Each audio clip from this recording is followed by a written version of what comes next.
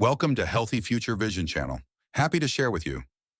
Do you know that sometimes the very thing making your knees ache, your shoulders stiff, or your back sore is the same exercise you believe is keeping you healthy? My name is Dr. Michael. I'm 60 years old and I've spent more than 3 decades working in sports medicine and geriatrics here in California.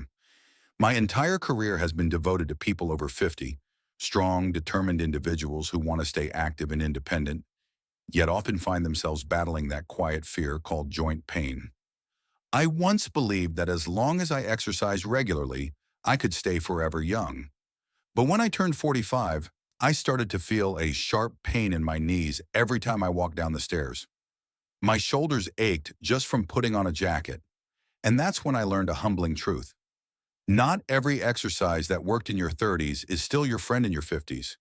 You see, the human body isn't rebelling against us. It's whispering, be gentle. After midlife, everything changes quietly. Muscles lose strength, cartilage thins, ligaments lose elasticity. The very workouts that once made us stronger can slowly become the hidden enemies of our joints. Every jump, every deep squat, every forceful sit-up may leave tiny cracks, imperceptible at first, but accumulating over time. A recent World Health Organization report revealed that more than 528 million people around the world are now living with osteoarthritis. The majority of them were once active, fitness-loving individuals. That made me ask myself, why are the people who love movement often the ones who suffer most because of it? The answer lies in how little we understand our aging bodies. At 20, we train to build muscle. At 40, we train to stay in shape. But at 60, we must train to preserve our freedom, the freedom to walk with ease, to bend down and tie our shoes, to lift a grandchild without pain. Many of my patients tell me, I'm just doing the same exercises I've done all my life, doctor. And I always reply, yes, but your body today isn't the same body you had 10 years ago. Exercise, in truth, is an art, the art of understanding yourself. It's not just about how much you lift or how much you sweat. It's about listening to your heartbeat, your breath, the quiet clicks in your joints, and that subtle tension in your shoulders. When you truly listen, you begin to train not for exhaustion, but for longevity, not to push harder, but to live better. In today's video, I want to talk to you, whether you're 50, 60, or beyond, about 9 common exercises that silently wear down our joints. I'm not here to scare you, but to help you understand that there are safer, smarter, and more sustainable ways to stay active.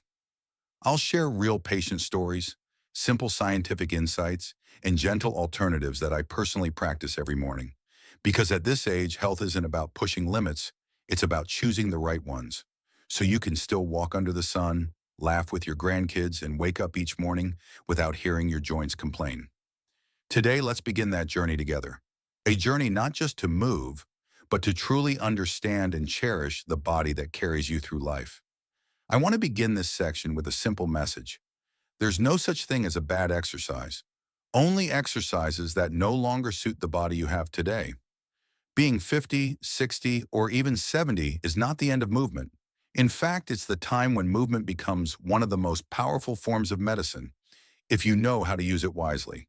And to do that, we first need to look honestly at the exercises that seem harmless, but quietly wear down our joints over time. 1. Deep squats with heavy weights. Even the king of exercises has a dark side. I used to be a big fan of squats. In the fitness world, they're called the king of all exercises. But once you're over 50, heavy deep squats can be a dangerous challenge for your knees and hips.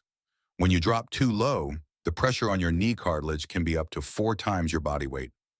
Combine that with age-related muscle loss in your thighs, and suddenly all the stress shifts straight to your joints. That's why so many people tell me, Doctor, I'm exercising to get stronger, but my knees hurt more than ever. Doctor's tip: switch to chair squats. Sit down and stand up from a chair. Keep your back straight, move slowly, and focus on engaging your thigh muscles instead of pushing through your knees. Just 10 minutes a day will build strength safely. No heavy weights needed. 2. Long-distance running on hard surfaces when determination turns into a burden. I once treated a 62-year-old former marathon runner. After every run, he said he felt alive. But a few years later, his knees were swollen and chronically inflamed. It wasn't because he ran incorrectly. It was because he ran too much on concrete. As we age, the cushioning cartilage in our joints becomes thinner. Every foot strike on a hard surface sends a small shock up through the knees. Multiply that by thousands of steps, and it becomes like a hammer slowly tapping on cartilage.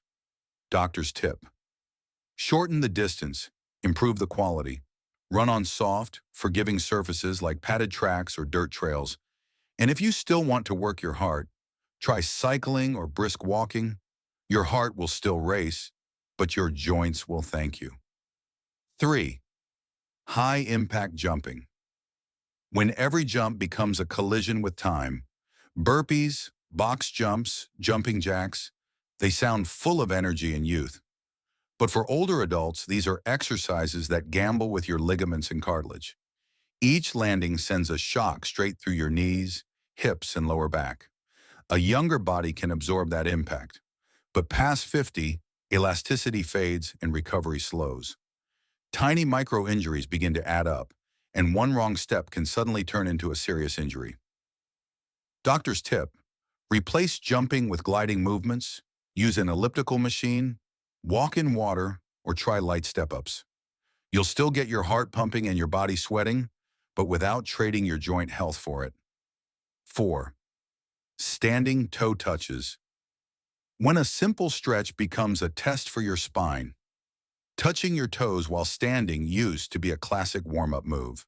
But in midlife, that forward bend overstretches the ligaments along your spine and compresses the discs in your lower back. Many people believe they're stretching their hamstrings, but in reality, they're forcing their spine into an unnatural position. Safer alternative: sit on a chair, lean forward gently, and breathe steadily. Or try the cat-cow pose from yoga. It stretches the back muscles while keeping your spine protected. 5. Behind the neck shoulder press. When the shoulders aren't as flexible as they used to be. The shoulder is the most mobile joint in the body, but also one of the most fragile. Lifting weights behind the neck forces the shoulders into excessive external rotation, straining the rotator cuff tendons, a region already prone to inflammation in people over 50.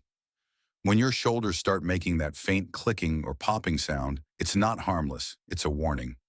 I've seen many patients who ended up needing surgery simply because they kept doing this movement, thinking it was no big deal. Better alternative: perform presses in front of the chest or use resistance bands instead of heavy weights. At this age, even a small mistake can take months, sometimes a full year, to recover from. 6. Leg press machine, the trap of false safety. Sitting in a leg press machine makes you feel supported and secure. But every time you push hard, the compressive force on your knees and lower back skyrockets. And if you lock your knees at the top of the motion, all that pressure goes straight into the joint, bypassing the protective support of your thigh muscles. Doctor's advice: use lighter weights, move slowly, or switch to step-ups and wall sits. The goal isn't to push your joints harder, but to help them work smarter. 7. Classic sit-ups and crunches. When flat abs, trade places with back pain. We all want a strong, toned core, but traditional sit-ups put constant compression on the spine. On top of that, the hip flexors tend to dominate the movement, taking over the work your abs are supposed to do. This imbalance often leads to lower back pain. Better alternative: try planks, Pilates, or standing core exercises. These moves engage your entire midsection without placing unnecessary strain on your spine. 8. Twisting torso machine. When waist twists actually twist your back. I sometimes call this machine the spinal degeneration machine. Each aggressive twist puts unnatural rotational stress on your lumbar discs. Over time, those discs begin to protest, and one day, your back will make sure you notice. Better alternative: use resistance bands for gentle, controlled torso rotations, or try the standing woodchop exercise. It's safer and improves core stability at the same time. 9. Straight leg raises. When the legs pull the lower back into pain, many people lie flat on the floor, lift both legs straight up, and believe they're strengthening their abs. In reality, the hip flexors do most of the work, pulling hard on the lower spine and increasing compression. This is one of the most common causes of post-exercise lower back pain. Better alternative. Try bent knee leg raises, reverse crunches, or water-based core exercises. They're gentle, joint-friendly, and surprisingly effective. The golden rules of movement after midlife. When I teach my patients about exercise, I always share 3 golden rules. 1. If it hurts, it's wrong. Pain is your body's way of saying no. What feels like a small discomfort today can turn into a serious injury tomorrow. 2. Slow down to go further. Gentle, consistent movement keeps joints lubricated, boosts circulation, and slows degeneration. Intensity matters far less than consistency. 3. Listen to your body, not to others. Every body tells a different story. Comparing yourself to someone else only distances you from what your own body truly needs.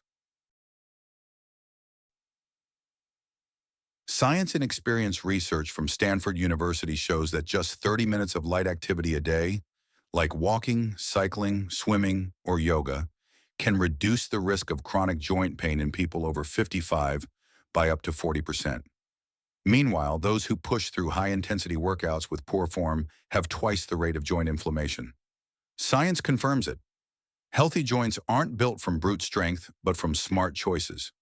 When we pick the right exercises, our bodies reward us with energy, flexibility, and that satisfying ease after a good workout, not the dull ache of strain. A real story. 2 years ago, I treated Margaret, a 67-year-old retired teacher. She used to do deep squats and run every morning. Then one day, her knee swelled so badly she couldn't climb the stairs. After an evaluation, we found early-stage cartilage wear in her knees. I guided her to make small but crucial changes, switch to indoor cycling, try water aerobics, and replace deep squats with wall-supported versions. 6 months later, she called me, her voice bright and full of joy. "Doctor, I can walk around the lake again, without any pain." Her story isn't rare. It's living proof of a simple truth. We don't need to exercise more. We just need to exercise smarter. And that's the real purpose of this conversation. To help you train for longevity, not exhaustion. To move not to wear out, but to live fully, gracefully, and pain-free for years to come. I often tell my patients, age doesn't take away our strength. It simply asks us to use it more wisely. After more than 30 years in medicine, I've noticed there are 2 kinds of people. The first are those who keep trying to prove they're still the same as before. They train harder, faster, heavier, until injury forces them to stop. The second group are those who truly listen to their bodies. They move slower, lighter, but they keep their strength, flexibility, and joy of movement for many years. The difference isn't in physical power, it's in the wisdom behind how they train. We live in a time that constantly tells us to do more steps, more reps, more intensity. But perhaps what the body after 50 really needs is less, but deeper. Less pressure on the joints, less obsession with numbers and performance, less racing against youth. And in return, we gain so much more. More mornings without back pain, more evenings walking beside someone we love, more moments of quiet gratitude for still being able to move freely. If you're watching this video, chances are you've lived enough to understand that health isn't just the absence of disease, it's the ability to feel free inside your own body. To achieve that freedom, you don't need flashy workouts or extreme routines. You just need to understand what truly serves your joints, your heart, and your spirit. Remember, no workout is worth it if it costs you your ability to move. No muscle is more beautiful than the feeling of standing up without pain. And no victory is greater than being able to smile, stretch, and say, "I'm healthy, even at 60. Train smart, not extreme. Let every movement be a quiet thank you to your body, the faithful companion that has carried you through this life. I'm Dr. Richard Owens, and I want to thank you for spending your time here with me today. If this message resonated with you, please like this video so more older adults can find the right information to stay active and safe. And remember, always listen to your body. It already knows what's best for you. I'll see you in the next video, where I'll share simple, joint-friendly exercises that help your body heal and feel younger with every movement. Keep moving, my friend, but move gently.